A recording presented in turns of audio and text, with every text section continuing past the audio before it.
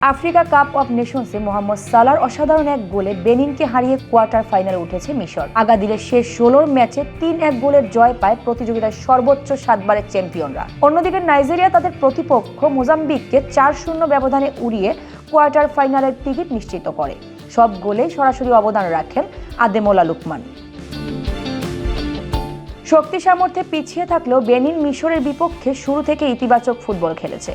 ম্যাচের ৬৮ মিনিট পর্যন্ত তারা প্রতিযোগিতার সফলতম দলটিকে গোলবঞ্চিত রাখতে সক্ষম হয়। তবে ৬৯ মিনিটে মারওয়ান আত্তিয়ার দুর্দান্ত এক শটের মাধ্যমে মিশরকে এগিয়ে দেন। এরপরও হাল ছাড়েনি বেনিন। ৮৩ মিনিটে সমতা ফেরায় জোদেল দোসু। মিশর গোলরক্ষক মোহামেদ এল শেনাউইর ঠেকানো বল পোস্টের কাছাকাছি পেয়ে নিজের সুযোগ কাজে লাগান। সমতাসূচক এই গোলেই ম্যাচ গড়ায় অতিরিক্ত সময়ে। অতিরিক্ত সময়ের ৭ম মিনিটে ইয়াসের ইব্রাহিমের হেডে আবার এগিয়ে যায় মিশর।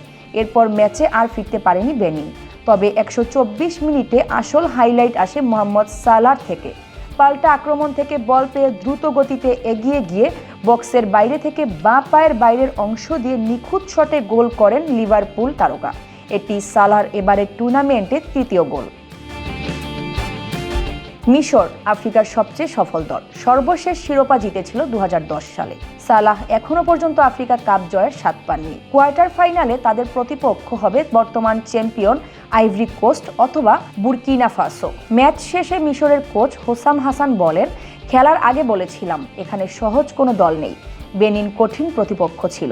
আমরা বড় দল। আমি আমার মানুষদের খুশি করতে চাই।